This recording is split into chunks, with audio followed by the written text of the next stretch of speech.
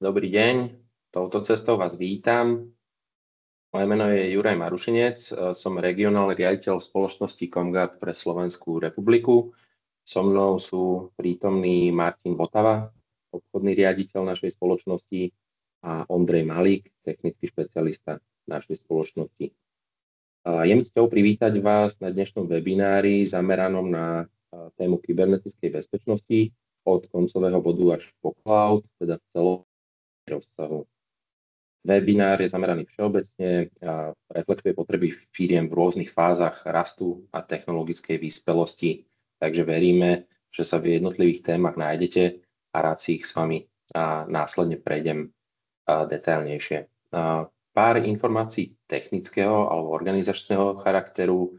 Webinár je nahrávaný, tak aby ste sa k nemu mohli vrátiť spätne.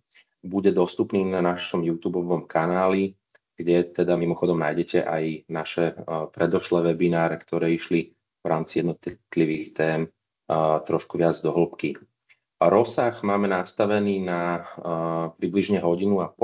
Prezentácia sama o sebe zabere zhruba hodinu, takže máme dostatok času aj na diskusiu formou otázok.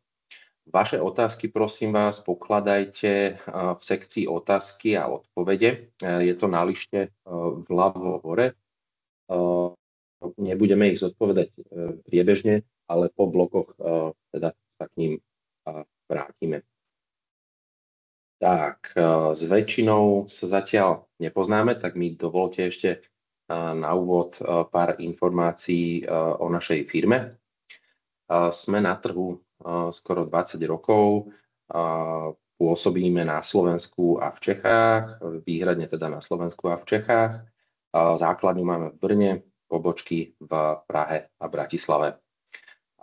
Máme 40 zamestnancov, zhruba 10 miliónov eur ročný obrat, stabilný rast.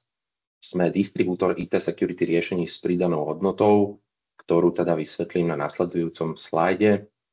Čo sa týka vlastne našich riešení, pokrývame ich naprieč celou IT infraštruktúrou. Naše projekty idú teda od menších ako zabezpečenie koncových staníc až po veľké projekty, napríklad implementácia SIEM riešení. Zameriavame sa teda výhradne na lokálny trh. V portfóliu teda nemáme nepredateľné riešenia, tak to by som to nazval.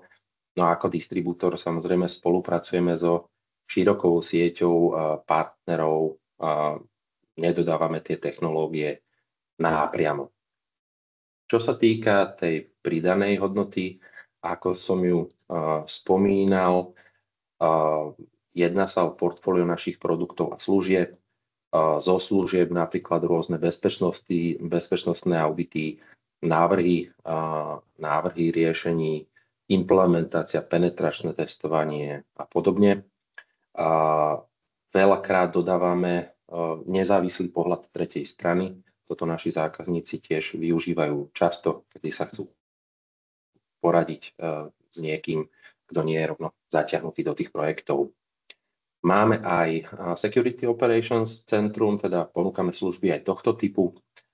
Kompetenčné centrum, vlastne naše riešenia máme nasadené, vieme pripraviť rôzne formy interaktívneho dema, podobne, alebo nejakých ukážok a tak podobne. A samozrejme máme vycertifikovaných ľudí na jednotlivé technológie, riešime teda aj rôzne formy školení.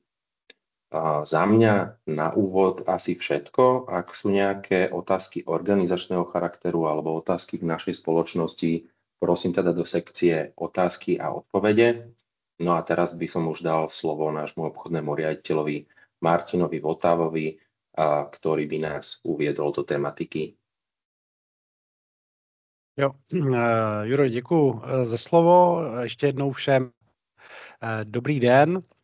Já se zkusím na tu problematiku bezpečnosti podívat, řekněme, ze začátku trošku obecněji, pak půjdeme do nějakého většího detailu z pohledu nějakých rizik a následně potom ještě štafetu po mně přebere kolega Ondra Malík z našeho technického oddělení, který půjde směrem k těm jednotlivým technologiím a jak je vůbec využít vůči těm rizikům. Než se podíváme na jednotlivé oblasti bezpečnosti a kde je řešit, tak na úvod takový drobný, řekněme, obecný úvod do bezpečnosti v souvislosti takzvanou triádou bezpečnosti, což jsou 3 základní pilíře, na kterých bychom měli vlastně tu samotnou bezpečnost stavět. Jde o to, že zákazníci by si neměli kupovat firewall k tomu, aby měli firewall, neměli by si kupovat antimalware řešení, protože chtějí mít antimalware řešení, ale vlastně cílem by mělo být vždycky tu bezpečnost stavět tak, abychom vlastně zajistili chod té dané organizace a bez nějakého narušení zvenčí nějakým útočníkem. A k tomu vlastně slouží ta triáda bezpečnosti, která říká, že bychom správně měli zajistit integritu těch jednotlivých dat, tedy to, že nedojde k nějakému jejich narušení nebo ovlivnění, změnění, například nějakým útokem man in the middle. Dále musíme zajistit důvěrnost těch dat, to znamená to, že ty data se nedostanou do špatných rukou pomocí nějakého malwarového útoku nebo nějakým cíleným únikem dat, nebo třeba i omylem, kdy ten zaměstnanec ty data někam odešle, aniž by o tom věděl. A třetím tím pilířem je dostupnost. To znamená zajistit to, že ty služby, které já potřebuju pro chod té mé organizace, budou vždy dostupné, že neovlivní nějaký DDoS útok nebo podobné záležitosti, nebo třeba zašifrování těch dat pomocí nějakého malwarového útoku. A když vlastně najdeme balans mezi těmito 3 pilíři, tak se dostáváme do té fáze toho, že máme efektivně a úspěšně vlastně tu organizaci zabezpečenou. S tím ale souvisí ještě to, že si musíme říct vůbec, co chceme v rámci té dané organizace zabezpečit. A s tím souvisí nějaký risk management, kdy v rámci toho risk managementu my si musíme vydefinovat, jaké aktiva vůbec v rámci té IT infrastruktury máme, vyhodnotit si jednotlivé zranitelnosti a na to navázat hrozby. A to dát do nějakého balancu. To znamená, z toho mě vzniknou rizika, které jsou pro mě ty podstatné. Když to zjednoduším, pokud budu mít nějaký stroj v síti, který pro mě není nějak podstatný, není propojen s nějakou kritickou infrastrukturou, nejsou na něm citlivá data, tak takovýhle stroj nemusím vlastně řešit do nějaké hluboké úrovně z pohledu té bezpečnosti. To znamená, nemusím na to věšet nějaké EDR systémy, IPSky a podobné záležitosti, protože pokud je to třeba nějaký jeden izolovaný kiosek, který někde stojí, není připojen do interní sítě, tak ta jediná ztráta, která by mě hrozila, tak může být v tom, že přijdu o ten hardware nebo že ty data, které stejně mám v interní síti, duplikovaná nebo v jiné podobě, tak o ně vlastně stejně nejsem schopen přijít. Ale zase, když budu mít nějaký kritický server, na kterém poběží nějaké RPčko, nebo tam budou citlivé dokumenty mých zákazníků a podobné záležitosti, tak tady vlastně ta intenzita, s kterou tu bezpečnost aplikuji, musí být výrazně vyšší. Takže je vždycky potřeba si vydefinovat ty rizika, a na základě toho teprve následně tu bezpečnost stavět. My tady máme takový příklad nějaké organizace. Vycházíme z toho, aby jsme, řekněme, to udělali co nejobecněji, takže ta organizace může být třeba nějaký výrobní závod nebo vodárna, teplárna nebo něco podobného. To znamená, tam ten core business je o nějakých strojích, o výrobě, o senzorech a podobných záležitostech. Pokud pro tu danou organizaci vlastně tohle je to klíčové, tak se na to musím zaměřit. Aby jsme to rozšířili i směrem k nevýrobním organizacím, ale i v té výrobě samozřejmě máme i počítačem. Ty počítače mají nějaké periferie, na kterých se připojí USBčka a tak dál, na kterých vlastně leží ta citlivá data. Pak ještě půjdeme do nějakého většího detailu z pohledu rizik. V organizaci samozřejmě Máme i nějaké chytré telefony, nějaké tablety a podobné záležitosti, které mě můžou putovat různě po světě spolu s těmi uživateli. Určitě v organizacích jsou servery a úložiště, zálohy a tak dál.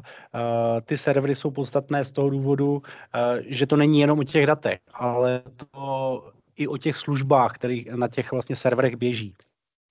A ty služby zase můžou být tím rizikem pro tu danou organizaci, pokud je ta služba klíčová, například ji poskytuju směrem k mým zákazníkům a podobně, tak musím zajistit vlastně tu dostupnost téhleté služby pro ty moje zákazníky. Takže zase se vracím k té triádě té bezpečnosti, musím si vyhodnotit všechny tři vlastně ty parametry a směrem k tomu tu bezpečnost stavět. Protože ta naše virtuální společnost je moderní, tak užívá samozřejmě i cloud, takže posílá data do cloudu.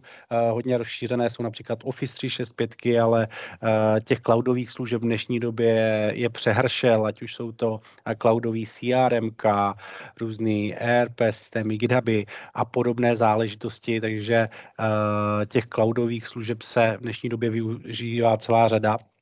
Podíváme se vlastně na rizika s tím související. Co se týká perimetru, tak těch perimetrů vlastně v rámci organizace, ten perimetr není jenom jeden. Je potřeba na to pohlížet globálně, těch perimetrů v každé organizaci je vícero, ať už je to pomezí té lanky a vanky, ale můžou to být i nějaké, teď mě vypadlo to, může to být DMZ, může to být nějaký OT síť a podobné záležitosti. A samozřejmě v rámci každé sítě máme nějakou infrastrukturu, která mě zprostředkovává tu komunikaci.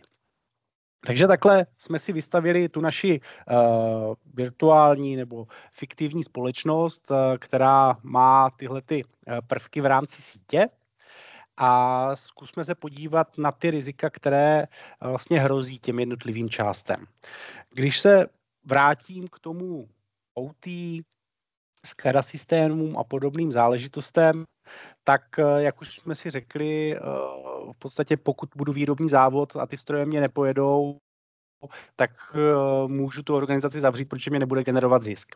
Takže pro tu výrobu vlastně tohle je dost často kritická záležitost a když se vlastně vrátím k tomu risk managementu, tak by z toho vyplývalo, že tohle to musím vlastně chránit co nejpřesněji a co nejlépe a pokrýt veškeré vlastně vektory útoku. Takže pro tu výrobu tohle by měl být vlastně ten základ, odkud třeba tu bezpečnost začít stavět, protože tohle je to riziko, které vlastně by vedlo k případnému zániku té společnosti, pokud nebudu schopen vyrábět.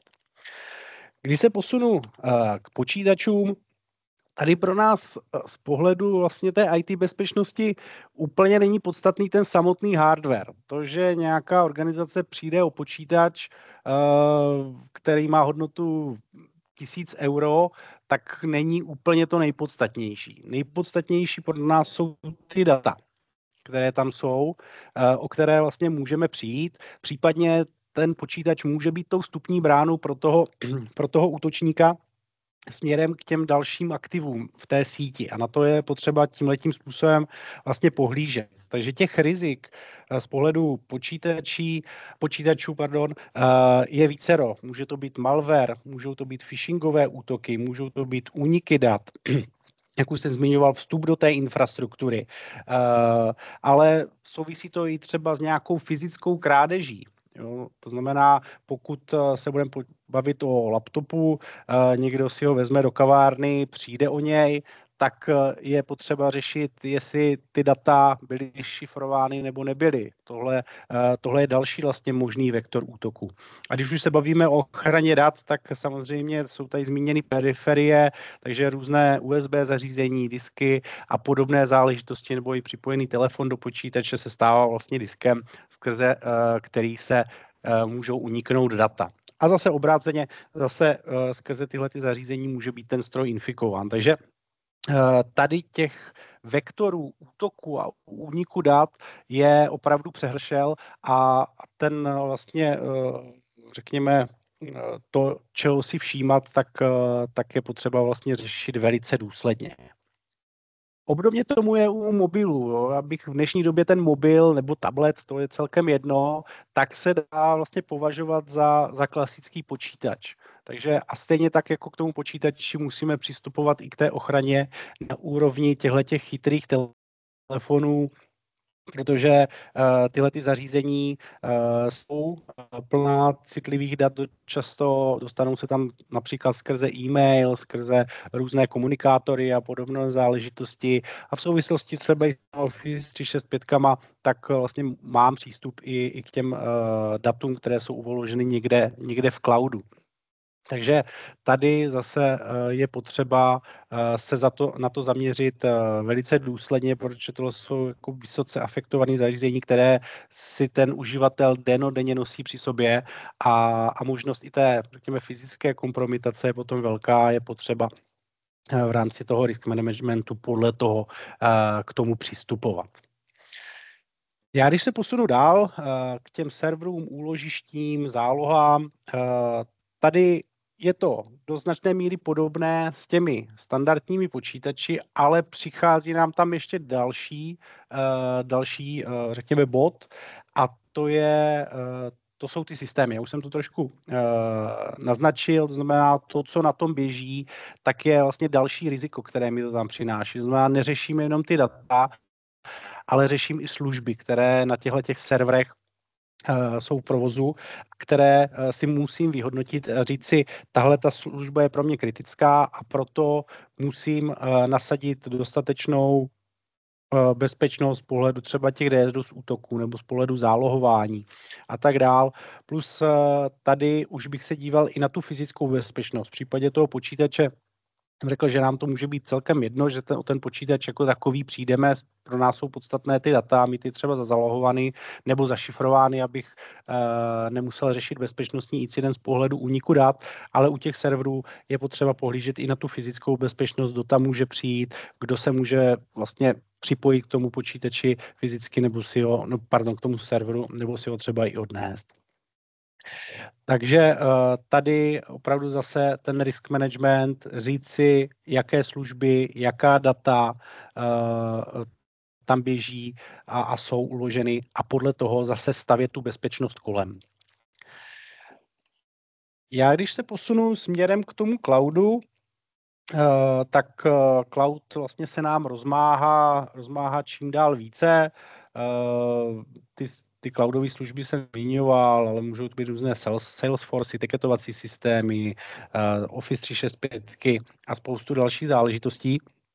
A spousta organizací k tomu cloudu přistupuje tak, že já mám tady cloudového providera a ten cloudový provider se mě vlastně o to postará.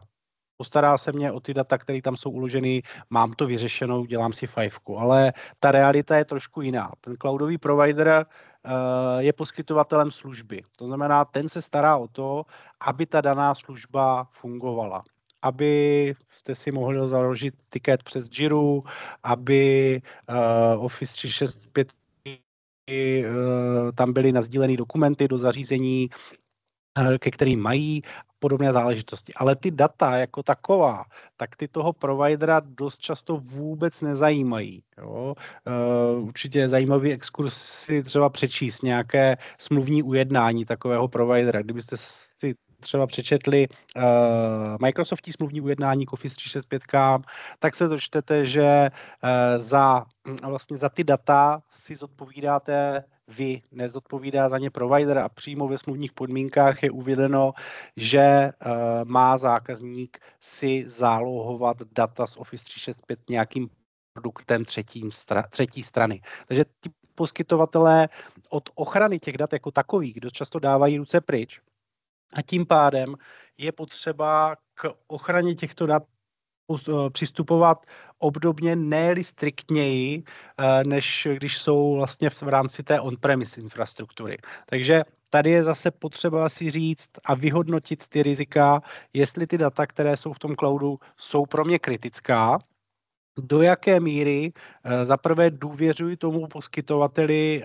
té cloudové služby, vstupy, že skrze jeho nějaké zranitelnosti a chyby nedojde ke kompromitaci těch dat.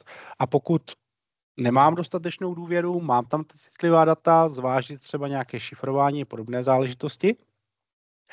A další věcí je vlastně zjistit si nebo uvědomit si spíše to, že za únik těch samotných dat, respektive třeba vynesení omylem nebo záměrně nějakým uživatelem, tak ten poskytovatel nenese dost často vůbec žádnou zodpovědnost. A co se týká zálohování dat, tak tam je to bývá vlastně podobná záležitost.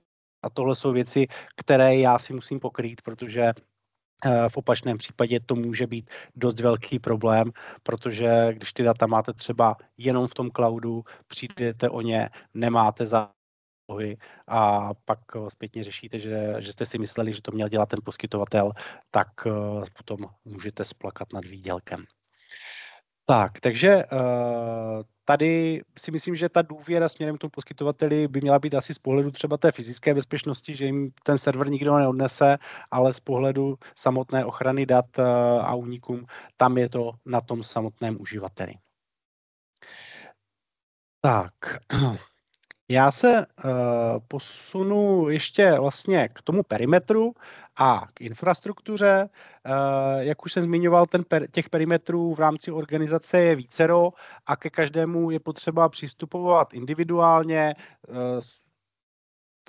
Můžu si říct, že 99% organizací to řeší nějakým firewallem a má firewall. My firewall spíše už vnímáme jako nějakou infrastrukturní záležitost, než nějaký extrémně bezpečnostní prvek. Spíš ty nástavby, které k tomu firewallu jsou, tak ty jsou za nás vnímány jako bezpečnostní prvky. Co je podstatné z pohledu té infrastruktury, tam úplně těch rizik tolik není, protože je to v podstatě jenom ta přenosová cesta mezi těmi dvěma systémy, ale spíše tady prostor odhalit spoustu věcí. O tom bude vlastně mluvit kolega Ondra Malík a to je asi teďka ideální chvíle na tomu předat slovo. Takže děkuji a Ondro. Ďakujem za slovo a spolu sa teda pozrieme na tú v podstate poslednú časť, ktorá nás čaká, a to je, keď sme si už prešli vlastne aké všetky druhy systémov a prípadne tých spojovacích komunikácií, tých sietí máme v rámci nejakej organizácie. Zároveň teraz Martin prešiel tú časť, čo nám tam vlastne hrozí, jak z hľadiska nejakej tej triády, takisto z hľadiska toho risk managementu, to znamená, aké aktíva, čo všetko si musíme uvedomovať, že na tých systémoch daných je. Často aj napríklad tá triáda sa rozdeľuje na také dve časti. Treba nad tým premýšľať vo viacerých rovinách a viacerých súvislostiach. Na jednej strane áno, riešim dostupnosť, prípadne integritu a dôvernosť dát, ale zároveň musím riešiť všetky tieto tri veci aj pre samotné systémy. Takže presne ako on vlastne povedal, pokiaľ by som prišiel o samotný notebook, tak sa v zásade nič nedeje. Pokiaľ som napríklad neprišiel kvôli ransomwareu o 98% notebookov. Ale v prípade serveru, tak tá dostupnosť, jasné, na jednej strane musím riešiť tie dáta. To znamená, aby teda boli dostupné, aby som o ne neprišiel nejakým ransomwareom, prípadne aby som im mohol následne obnoviť z nejakej zálohy. Ale vlastne dôležité je tiež riešiť samotnú dostupnosť toho systému, pretože často ten server, tá služba, tak je tá služba, ktorú ja poskytujem, na okolo ktorej mám vlastne vystavaný ten biznis, a tým pádom, pokiaľ nebude dostupná, tak prichádzam o nejaký zisk, prípadne prichádzam o tých svojich zákazníkov alebo nejakú svoju reputáciu. Takže preto všetky tieto veci, ktoré on rozprával, tak ja sa k ním vrátim a skúsim na ne napasovať, akým spôsobom dokážeme vlastne nasadiť tú ochranu, a budeme nad tým premýšľať vo viacerých tých súvislostiach, vo viacerých tých rovinách. Začníme teda najskôr tými počítačami a perifériami. Tam je to také z hľadiska nejakej aj poznateľnosti v širokej verejnosti také najjednoduchšie, pretože toto sú zariadenia, z ktorých bezpečnosť sa rieši už veľmi dlho. A v podstate jeden z prvých z prvých bezpečnostných nástrojov boli nástroje, ktoré dokázali detekovať nejaký škodlivý kód. Vtedy to bolo vyslovene o tom, že napísal som si nejaký malý súbor, nejakú binárku, ktorá dokázala odhaliť jeden konkrétny nejaký vtedy vír, ktorý mohol ten môj daný počítač napadnúť a dokázala ho napríklad odstrániť. Takže preto aj začneme touto technológiou, to znamená antivírom, prípadne dneska sa tomu skôr ako moderne hovorí antimalware, a teda nástroj, ktorý dokáže detekovať vlastne nejaký nežiadúci kód. Antimalware sa tomu hovorí hlavne kvôli tomu, že práve ten vír je skôr ako typ nejakého škodlivého kódu, než to malware zahrňa v sebe celú tú množinu, či už sa jedná o nejaký kód, ktorý sa mi snaží zničiť dáta, zašifrovať systém, ukradnúť dáta, prípadne sa snaží iba robiť nejaké zadné dvierka, nejaký backdoor tomu útočníkovi a snaží sa byť vlastne nepozorovaný. Z toho napríklad ten najčastejší v minulosti typ toho malvéru bol ten trojský kôň. To znamená nejaký malý program, ktorý sa dostal do toho môjho počítaču cestou, kde sa napríklad vydával za inštalátor. On veľakrát aj, ja som si chcel nainštalovať nejakú hru, nechcelo sa mi úplne platiť licenciu, tak som si to niekde stiahol na internete, dostal som tú hru. On samotný ten trojan bol skrytý v nej, to znamená, hra sa mi nainštalovala, hra mi fungovala, potrebovala samozrejme administratorské oprávnenie. Ja som si to ale fakt chcel zahrať, kamaráti už čakali, kedy sa pripojím k nejakej ich výprave a budeme tam online niečo hrať. Takže som povolil nejakého lokálneho administrátora, všetky oprávnenia, ktoré len chceš. No a ona mi dokázala vlastne takéto zadné dvierka do toho systému dať. Na čo konkrétne tie zadné dvierka už boli použité, to sa rôzni aj do dneska. Kedysi to bolo primárne o tom vyťažovať ten systém a napríklad ťažiť krypto, pred takými 10 rokmi najviac začínalo. Prípadne pokiaľ sa bavíme o tom korporátnom svete, tak sa snažili hlavne získať vlastne tú persistenciu v rámci siete, to znamená získať ten úvodný prístupový bod, cez ktorý sa následne dokážu do tej našej internej siete dostať. Preto aj keď robíme napríklad školenia bezpečnosti bežných zamestnancov, tak on práve často sa stretávame s tým argumentom, no dobre, ale ja tu napríklad pracujem ako sekretárka, ako recepčná, mám priradený nejaký notebook, ja nemám prístup ku žiadnym firemným dátam, tak prečo vlastne ja musím tak veľmi dávať pozor na to, kde otváram aké odkazy, kde klikám na aké stránky chodím, veď predsa ja nemám ani prístup, ani keby som chcela k nejakým citlivým dátam. No a práve vtedy im vždy vysvetľujeme, že to je v poriadku, ale vy máte ten notebook, máte ho pripojený do internej siete, ten notebook, my za ňoho zodpovedáme, je to vlastne my ako administrátori, ako bezpečáci, máme tú zodpovednosť za to, že ten daný notebook bude dobre zabezpečený a neposlúži tomu útočníkovi práve ako nejaké zadné dvierka do tej infraštruktúry. Takže dneska antimalware je absolútny základ, čo potrebujem mať nielen na desktopovom počítači, prípadne teda notebooku, ale aj na tých mobiloch, na to sa vlastne za chvíľku pozrieme. Dnes ten antimalware už je trošku robustnejší, není to len o tom, že dokáže detekovať, že skenuje disk a následne mi dokáže detekovať, že tam mám nejaký škodlivý kód.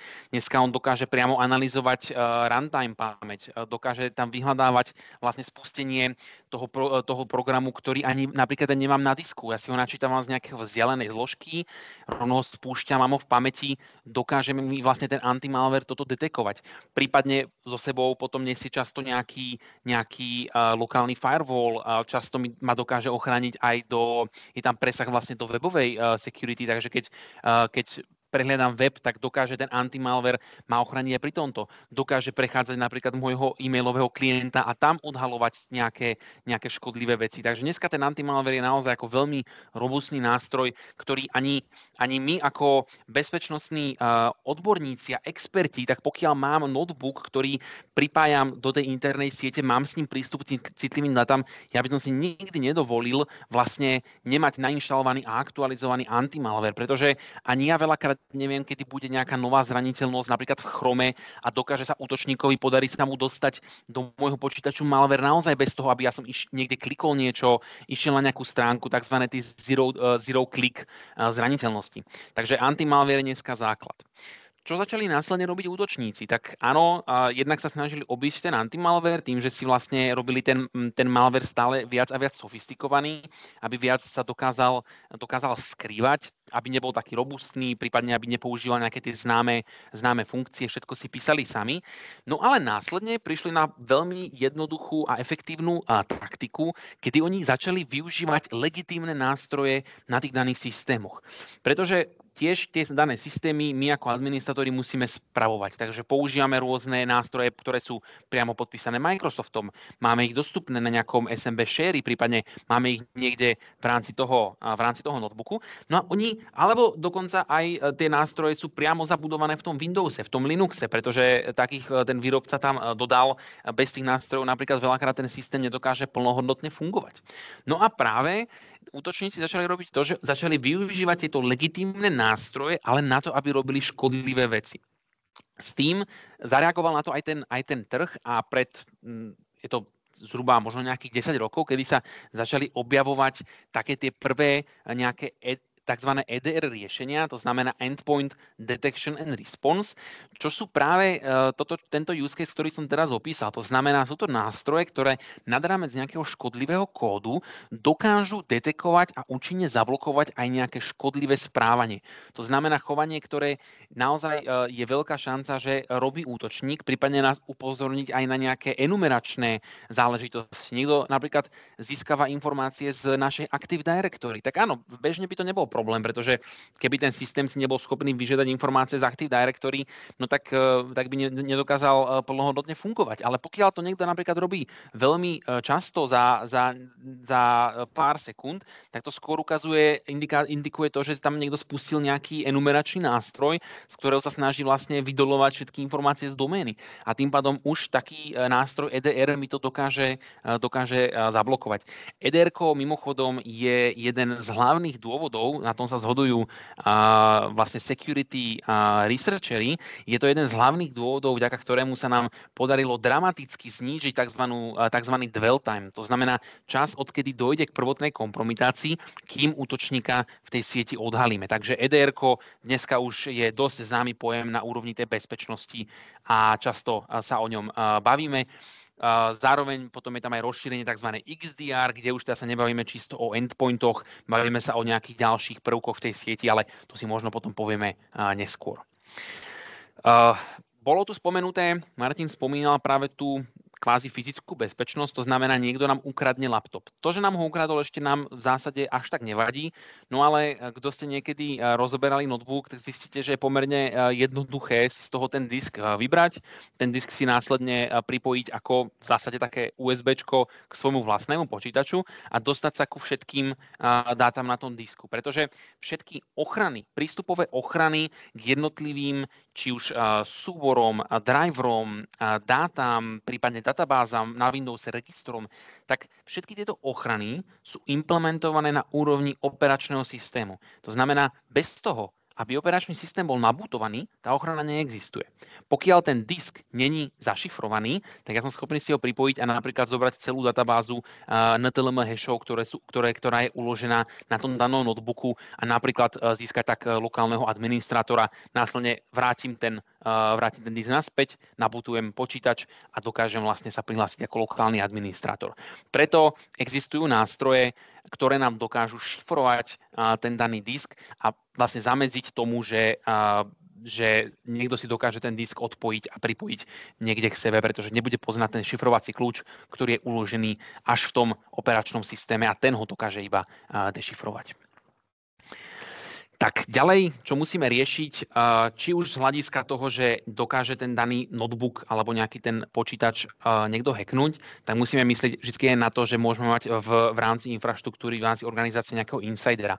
Či už to je zamestnanec, ktorý sa na nás z nejakého dôvodu nahneval, alebo sa nejako nepohodol v rámci tých interných vzťahov, z nejakého dôvodu sa rozhodol firme poškodiť, alebo naopak to môže byť vyslovene cielený útok, kedy sa ten zamestnanec zamestnal už s tým účelom, že vlastne chce vyniesť nejaké dáta z tej infraštruktúry, z tej vlastne organizácie. Takže preto sa používajú nástroje typu DLP, teda Data Loss Prevention, kde som schopný si tvoriť záleží samozrejme od nástroja, ale typicky typicky som schopný si tvoriť veľmi podrobné a špecifické a silné politiky, kto môže kedy k akým dátam pristupovať a aj keď mu to dovolím, tak že sa to loguje. To znamená, dokážem napríklad na to zareagovať, spätne sa vrátiť k tomu, kde tie dáta mohli uniknúť a tak ďalej.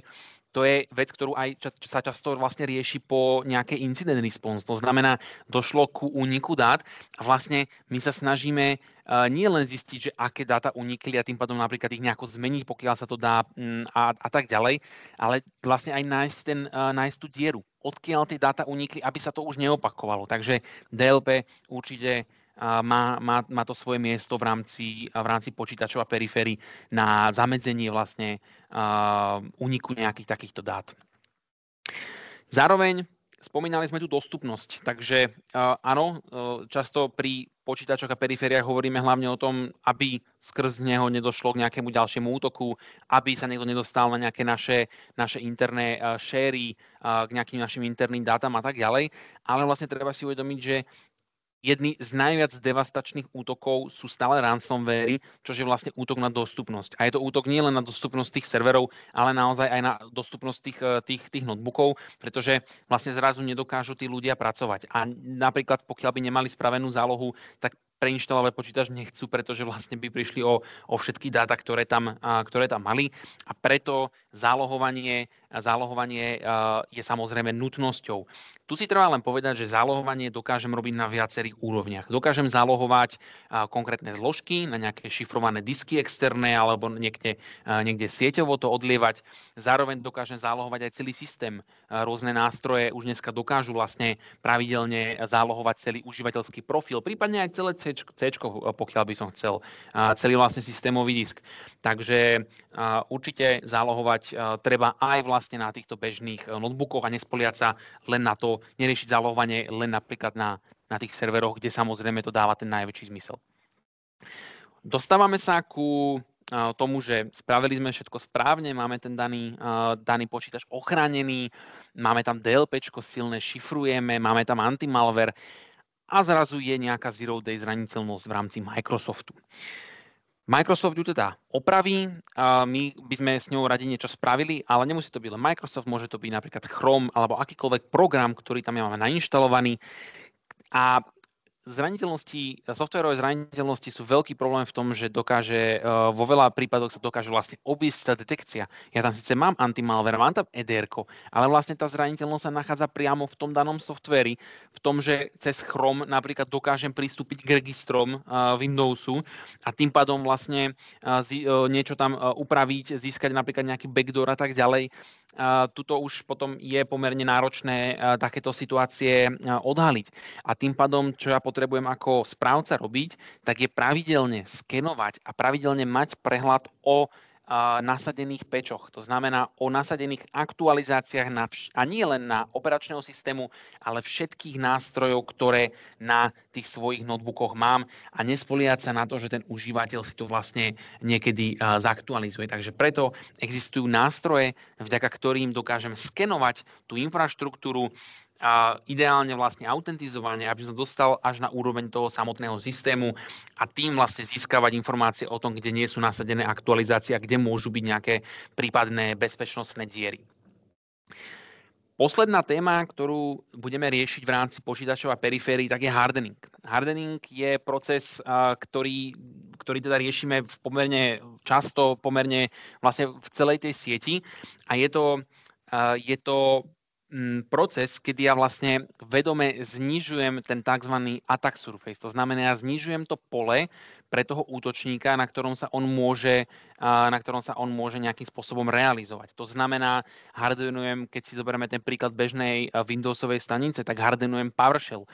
Bežný užívateľ nepotrebuje na prácu PowerShell, pokiaľ potrebuje pár vecí spúšťať, tak bude mať výnimku len na spustenie týchto pár vecí. Nemusí vlastne mať povolený celý PowerShell, takže vlastne dokážem zhardenovať túto časť. Prípadne potom dokážem, tu je vlastne téma toho hardeningu taká najčastejšie, čo dostávame otázky. Odkiaľ čerpať informácie o tom, ako vlastne mám hardenovať ten nejaký daný systém? Tak práve to, čo som chcel povedať, je, že dokážem hardenovať ten daný počítač na základe nejakých benchmarkov. Takže mám nejakú autoritu, ktorú ja za autoritu považujem. Príklad si uvedieme napríklad CIS, ktorý vydáva hardening guidy, akým spôsobom má daná aplikácia alebo daný systém byť hardenovaný. Ja som schopný vlastne pomocou neho to prejsť a opustiť to defaultné bezpečnostné nastavenie, ktoré ten daný systém má, nastaviť to striktnejšie a vlastne dodržať to, že má ideálne všetko zakázané a povolené len to, čo má byť povolené. Pri tom hardeningu ešte by som potom niečo povedal zase pri tých serveroch a službách, tam to je možno zaujímavejšie. Presunieme sa na tie mobily. A dneska vlastne mobilom, alebo teda mobilným zariadením, tak nemyslíme len nejaký telefón, prípadne nejaký tablet, ale naozaj myslíme čokoľvek, čo dokáže užívateľ zobrať a vyniesť z tej mojej lánky. Takže presne vlastne ako povedal aj Martin, dneska aj tie telefóny sú v podstate také počítače. Musím sa na to takto pozerať. To znamená, musím tam riešiť nejaký ten antimalware. Antimalware, tak tu mám. Takže musím tam mať nasadený nejaký antimalware, ktorý mi dokáže ten daný telefón ochrániť. Samozrejme, ten antimalware musí byť prispôsobený tomu danému systému, takže je niečo iné nasadzovať antimalware na Windows a niečo iné na iOS alebo na Android.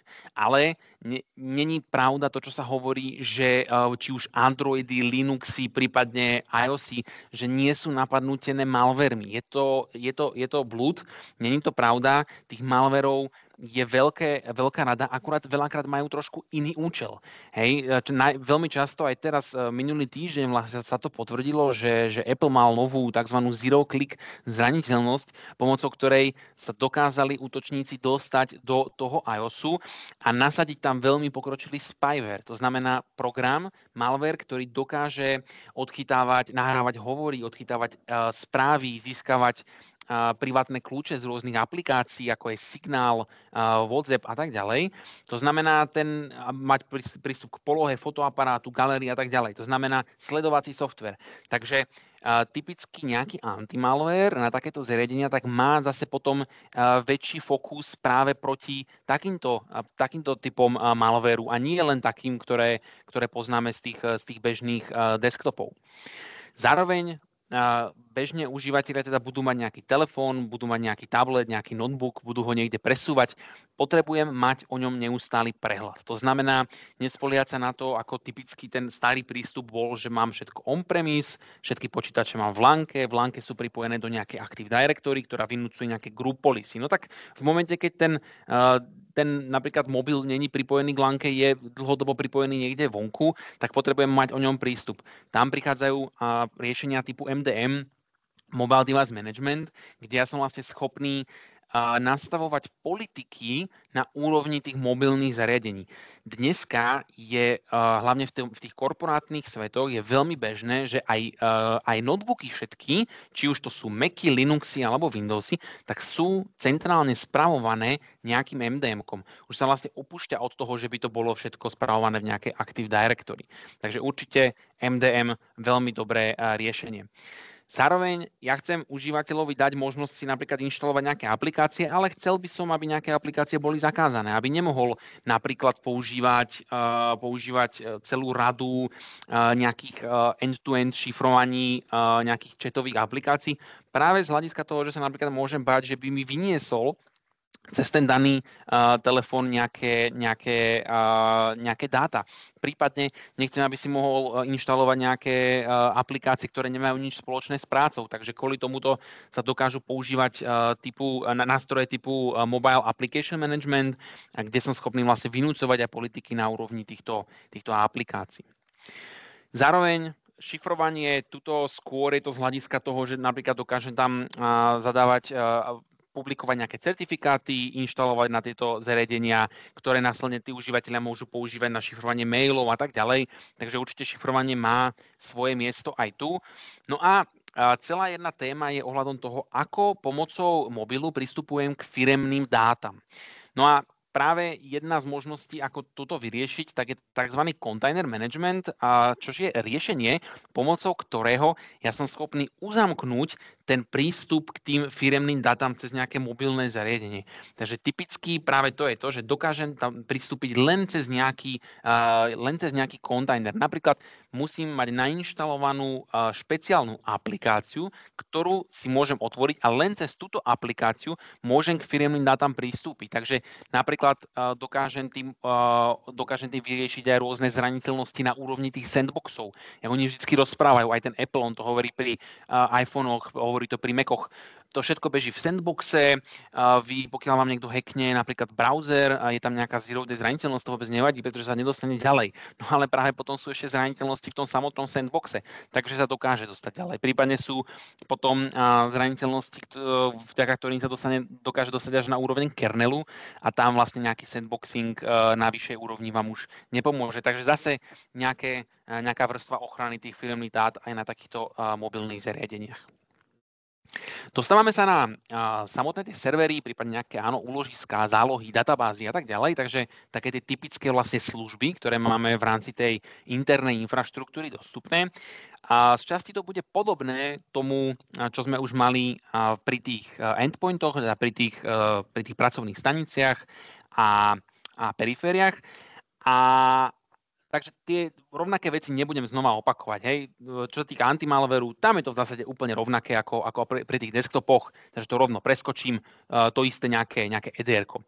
Čo je tu možno nové, tak je prístup Application Control. Application Control, ako ju my poznáme, tak je nástroj na vynútenie takého toho pozitívneho bezpečnostného modelu. To znamená vynútenie toho, že bežne vo východziom stave sú všetky aplikácie zakázané, všetky zmeny do systému sú zakázané a sú povolené len tie, ktoré sú na whiteliste. Toto samozrejme nie je nutné dávať napríklad na nejakú pracovnú stanicu nejakého užívateľa, ale môže to byť veľmi zaujímavé v prípade jednoúčelových zariadení, ktoré často fungujú na nejakých starých operačných systémoch. Typický príklad sú bankomaty. Dneska bežne bankomaty stále idú na XPčkách, prípadne na 98čkách. A tým pádom je veľmi náročné na takýto typ zariadení riešiť nejak tú bezpečnosť, keďže nedokážeme ho vlastne aktualizovať na nejaký podporovaný operačný systém. A riešením môže byť práve Application Control, čo je teda ten prístup taký, že mám povolené len konkrétne aplikácie, žiadne zmeny do systému. Pokiaľ chcem robiť zmeny, tak si ten systém dočasne odomknem v Maintenance Window, spravím všetky zmeny, aktualizujem, nasadím nejaký nový software, nové peče, zase uzamknem a zase ten systém je nejakým spôsobom uzamknutý, útočník do neho nedokáže zasiahnuť. Takže Application Control. EDR-ko v zásade rovnaký princíp, ako sme mali. Šifrovanie tu dokážem trošku rozšíriť, pretože predtým som hovoril o tom, že si užívateľ chce šifrovať svoje dáta, zároveň teda, že sa dá šifrovať nejaký celý disk. V prípade tých serverov, tak som napríklad schopný dokonca aj šifrovať celé virtuálky. Prípadne tých diskov tam môže byť viac.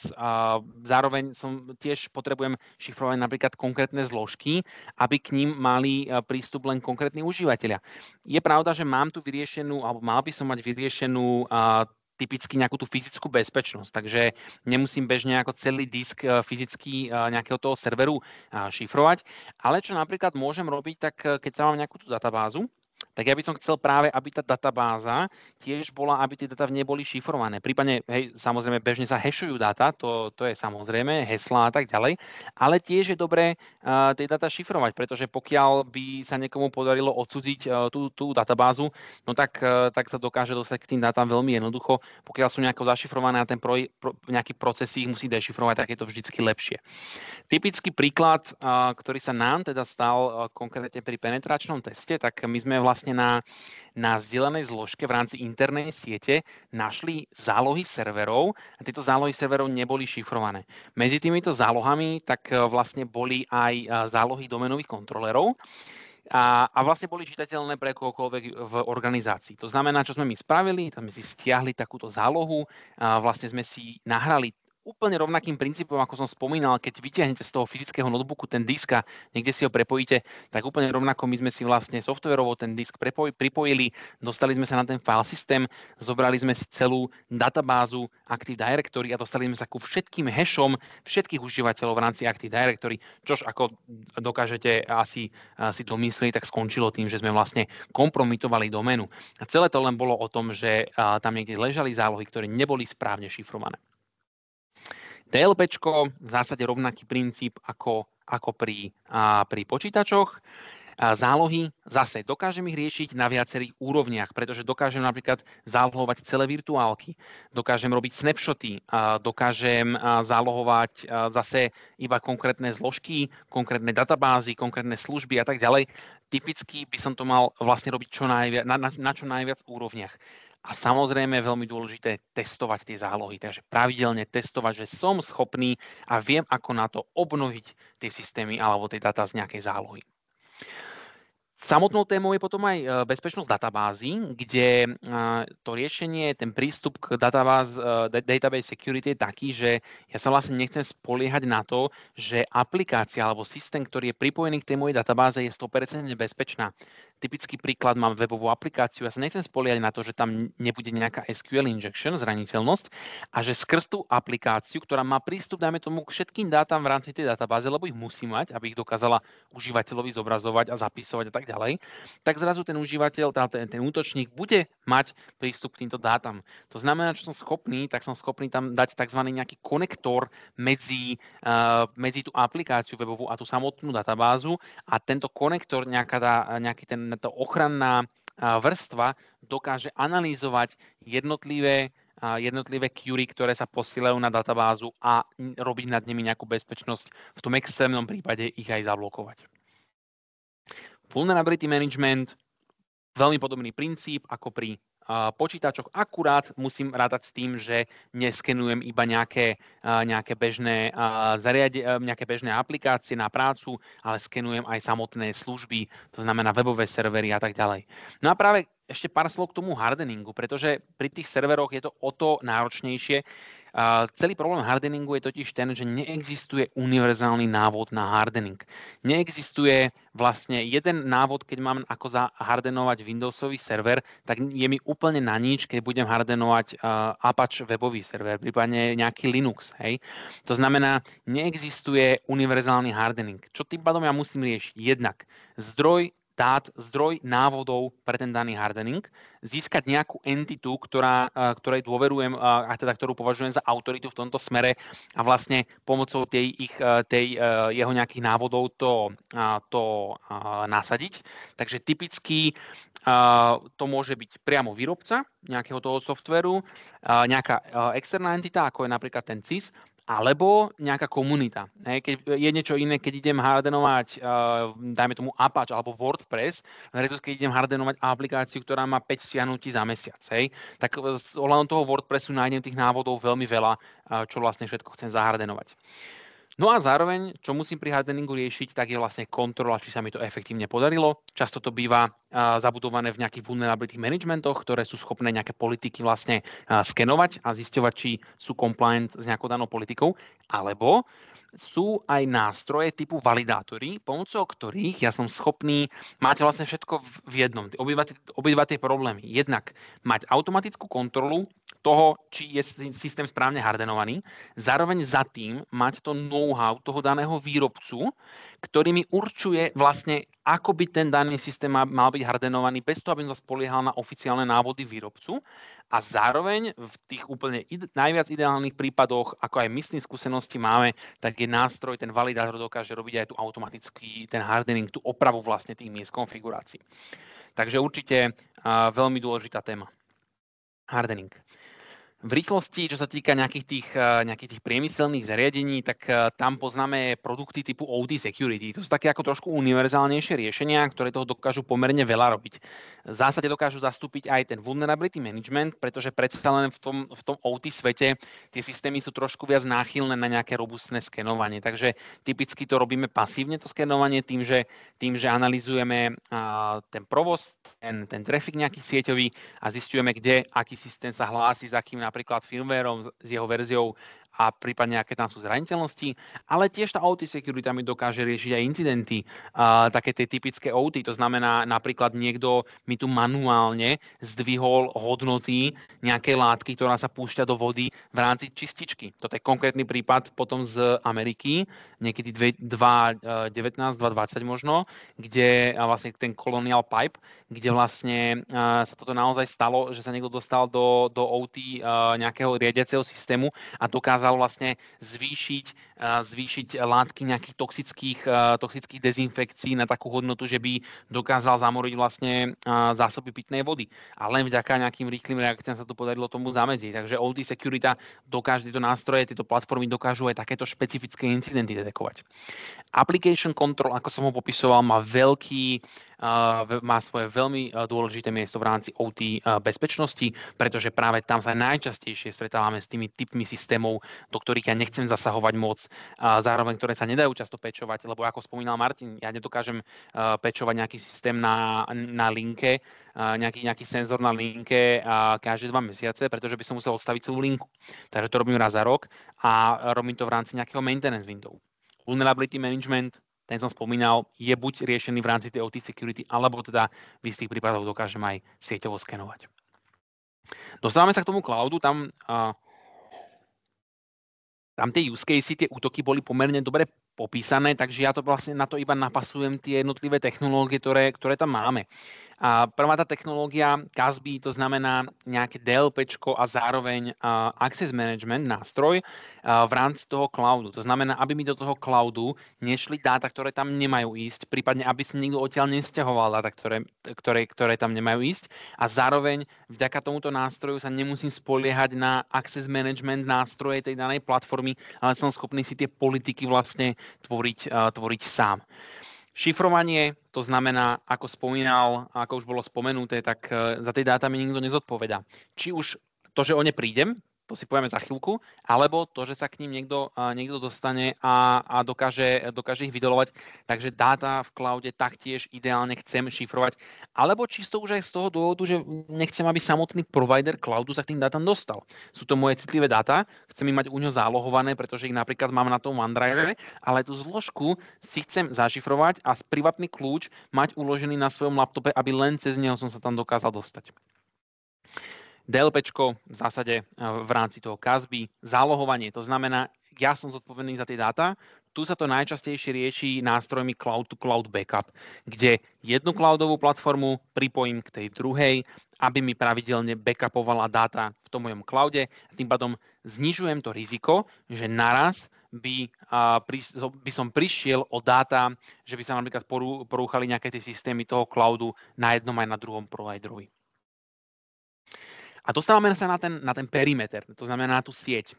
A presne ako Martin povedal, vlastne samotný ten perimeter nemá citlivé dáta, respektíve ja tam tie dáta nepotrebujem, tam nedochádza k tomu incidentu. Hej, ten incident väčšinou k nemu dochádza medzi tými zariadeniami. Toto je len ten perimeter, alebo tá sieť je vlastne len spoj medzi dvomi zariadeniami. Čo ale dokážem, je na tom perimetri nasadiť ochrany a časť útokov, alebo teda veľké množstvo útokov odchytiť ešte skôr, ako vôbec prídu k tomu môjmu koncovému bodu.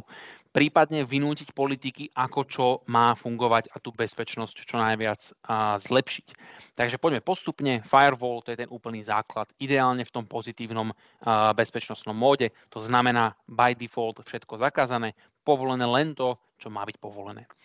Plus teraz ideme tie ďalšie jednotlivé platformy a s tým, že dneska už ako tie next generation firewally často mávajú tieto platformy, tieto funkcie v sebe zabudované. Potom je vždy na zvážení, ktoré z týchto funkcií je vhodné mať na nejakom jednom robustnom riešení a ktoré možno by bolo lepšie mať ako nejaký standalone. Záleží potom aj, keď si definujem vlastne, čo chránim, aké dáta, aké systémy a tak ďalej. Takže typicky, taký ten prvý, čo si prejdeme, tak sú web aplikačné firewally. To znamená firewall, ktorý je typicky určený pre webové aplikácie. Dneska veľké množstvo systémov sa migruje aj z tých, ktoré mali nejakých tlstých klientov, boli on-premise v rámci priamo ako desktopové aplikácie, tak sa migrujú na webové aplikácie. Ten dôvod je pomerne jednoduchý. Tých možností dneska v rámci tých webových aplikácií z hľadiska toho programovania je strašne veľa. Veľké množstvo frameworkov máte predpripravených a šetria vám vlastne tú prácu. No a zároveň ten klient k takejto aplikácii, tak má každý z nás nainštalovaný. Je to proste ten prehliadač, to znamená nejaký Chrome, nejaká Mozilla. A tým pádom webové aplikácie dneska sú veľká téma a pomocou web aplikačného firewallu som schopný publikovať a zároveň chrániť webovú aplikáciu. Pozor, nechránim iba z externého perimetru, ale tak, ako bolo povedané, perimetrov tam máme viac. Určite je dôležité chrániť webové aplikácie aj interne, pretože často sa stretávame s tým prístupom a je to možno najčastejšie v takých ako výrobných podnikoch, ktoré majú tú OT časť, kde oni povedia, no ale my sice máme ako interné systémy, ale oni nie sú vypublikované do internetu. K ním by ste museli byť v internej sieti, aby ste k ním pristúpili. OK, ale my keď sme k vám prišli, tak bolo pomerne jednoduché sa dostať cez vrátnicu. Povedali sme, že ideme za nami a za vami a vlastne sme sa dostali do siete, takže dostať sa možno do vašej lanky nie je až taký problém. Prípadne, ako často beriete nových ľudí niekde pracovať na linku. Tak väčšinou odpoveď taká, že veľmi často a následne pre takéhoto človeka je naozaj pomerne jednoduché sa k tej danej aplikácii dostať a pokiaľ nie je správne chránená, tak napríklad vám zobrať všetky vaše výrobné tajomstvá a nejaké recepty, akým spôsobom sa vyrábajú tie vaše dané produkty. To znamená, určite webov aplikačný firewall nasadzujeme nie len z hľadiska externé, interné prostredie, ale aj interné. Chránime tú webovú aplikáciu. Systémy, ktoré tu sú s nami už pomerne dlho, Intrusion Prevention systém, prípadne nejaké NDR, takže Network Detection Response. To znamená nástroj, ktorý dokáže na úrovni tej siete analyzovať tú komunikáciu a blokovať na základe nejakých definovaných politík, na základe definovaných signatúr nejaké útoky. S tým sa potom vlastne pojí aj ten pojem takého toho virtuálneho pečovania. To znamená, ja síce nedokážem opraviť hneď teraz ten systém, kde sa nachádza zraniteľný software, nejaká zraniteľná aplikácia, ale vďaka tomu, že tam mám NDR-ko, nejakú IPS-ku, tak som schopný vyhľadávať vlastne indikácie týchto signatúr, ideálne pokiaľ ešte robím nejakú SSL dešifráciu a tým pádom vlastne predísť k tomu, aby vôbec bolo exploitovateľné, aby tá daná zraniteľnosť bola exploitovateľná v tom mojom prostredí, lebo tá IPS-ka mi to zablokuje ten pokus ešte predtým, ako sa to vôbec dostane na ten cieľový systém. Takže určite IPS-ky veľmi dôležité a zase je veľmi dôležité sa nerozmýšľať nad tým len v tom kontexte externé, interné, ale aj medzi jednotlivými mojimi sieťami, pretože z DMZ-ky do lanky musím zabezpečiť, aby nefungovalo to, čo má fungovať, to, čo nemá fungovať, prípadne potom naopak. To znamená, niekto príde za nejakú tlačiareň, zapojí Raspberry Pi do mojej infraštruktúry, dokáže sa dostať napríklad nejaké moje kritické systémy, zase som schopný veľké množstvo útokov, ale aj napríklad technik pre persistenciu, tak zablokovať takýmito systémami. Ďalšia vec, ktorú musím riešiť, tak jednak vynúcovať politiky, ale zároveň chrániť mojich užívateľov, keď pristupujú na internet, ale zároveň aj moje systémy. Pretože dneska to už nie je len o tom, že užívateľ používa proste chodí po webe, niečo si sťahuje. Dneska je to o tom aj, že samotné servery si potrebujú sťahovať rôzne aktualizácie. Ja tam potrebujem to inštalovať veci a tak ďalej. Prípadne mám potom nejaké terminálové servery, ktoré sú na tú bežnú prácu používané. Takže ideálne nechcem, aby dané systémy mali priamy prístup do internetu. Chcem, aby išli na nejakú webovú proxy, aby tá webová proxy jednak dokázala robiť nejakú kontrolu, kam ten daný užívateľ, ten daný proces pristupuje, aby dokázala ideálne robiť SSL dešifráciu, pozerala sa dovnútra, vyhľadávala tam možno, chránila toho užívateľa pred stiahnutím nejakého malveru, ale taktiež aj proti prístupu na nejaké škodlivé stránky alebo stránky, ktoré majú zakázané. No a čo je tiež dôležité, aby dokázala rozlišovať medzi klasickým HTTP trafikom a napríklad nejakými tunelingovými protokolmi, ktoré sa často používajú práve na zabezpečenie persistencie v rámci interných sietí, aby to dokázala rozpoznať a znemožnila vlastne útočníkovi pokiaľ sa dostane na nejaký daný systém, znemožnila mu z tohto systému kontaktovať nejaký svoj CNC server, pridať ten daný systém do svojho botnetu a tak ďalej. Takže webová proxy určite to svoje miesto na tej infraštruktúre má. E-maily, celá zvlášť kapitola, takže chcem chrániť toho užívateľa pred nielen spammi, ale aj rôznymi práve phishingovými e-mailami, škodlivými prílohami v mailoch a tak ďalej. Takže e-mailová ochrana určite dôležitá, robí nad tým nejakú kontrolu. E-mail dneska, pokiaľ nešifrujem, tak je vlastne otvorená komunikácia. Nedá sa to považovať za bezpečnú komunikáciu, takže preto aj určite nejaké vynúcovanie v rôznych šifrovaní na úrovni tých e-mailov, end-to-end šifrovaní, tak je vhodné implementovať. A potom také špeciality, napríklad DNS security, takže ono to ide ruku v ruke s tou webovou proxy, kde teda ja akurát chránim toho užívateľa ešte na úrovni iného protokolu. V tomto prípade DNS-ka porovnávam domenové názvy, na ktoré on ide s nejakou verejnou databázou alebo s nejakou mojou databázou škodlivých domén a dokážem ho vlastne zablokovať. No a dostávame sa už potom k takým ako skôr špeciálnym systémom, respektíve procesom. Takže to si prebehneme teraz ešte na konci. Ono často vlastne v rámci bezpečnosti sa hovorí o tzv. Princípe minimálnych oprávnení, čo je veľmi dôležitý princíp, ktorý hovorí, že na tú danú prácu, na ten daný úkon, ktorý robím, mám používať identitu alebo účet s najmenšími možnými oprávneniami, ktoré na tú danú úlohu potrebujem. Typický príklad, nepoužívam domenového administrátora na to, aby som spravoval nejakú bežnú užívateľskú stanicu. Používam domenového administrátora na to, na čo je určený, a to znamená na správu domenového kontroléru. S tým potom prichádza rada aj problémov, pretože je to trošku ako nepraktické pre daných administrátorov. Zároveň mám veľa dodávateľov napríklad, alebo aj ja som pre nejakú firmu dodávateľ, potrebujem chrániť sám seba, potrebujem aj z hľadiska toho, aby to bolo užívateľsky komfortné, ale zároveň, aby som bol ochránený, aby som vynúcoval ten princíp tých minimálnych oprávnení. Prípadne, ak sa bavíme o tých dodávateľoch, aby som tvoril politiky, kedy do tej mojej siete môžu ísť, čo tam môžu robiť a prípadne aj, aby som si napríklad nejako nahrával, čo tam reálne spravili. Na toto všetko som schopný použiť riešenie typu PAM, ktoré mi pomôže vlastne implementovať tieto princípy, vynútiť ich a aj mne veľmi uľahčiť prácu tým konkrétnym administrátorom alebo dodávateľom, pretože v rámci PAMu som schopný si naviazať sessionu, nemusím pozvať heslo, s ktorým som sa tam vlastne pripravil na ten koncový systém, všetko si to rieši ten PAM a dokáže mi to napríklad ešte nahrávať, dokážem povedať, kedy, v aké dni a aký čas ten užívateľ, nejaký ten dodávateľ sa môže pripojiť. No a nad týmto všetkým je dobré robiť nejaký dohľad. Mám veľké množstvo systémov, ako sme si prešli dneska, takže ideálne chcem centralizovať tie jednotlivé logy, centralizovať tie incidenty a vlastne nejakým spôsobom ich analyzovať, prípadne mať potom nejaké špeciálne nástroje na detekciu vlastne útočníkov v tej mojej sieti, o ktorých si prípadne na nejakom zvlášť stretnutí môžeme povedať viac. No a bezpečnosť ako taká, tak není len o tých nástrojoch.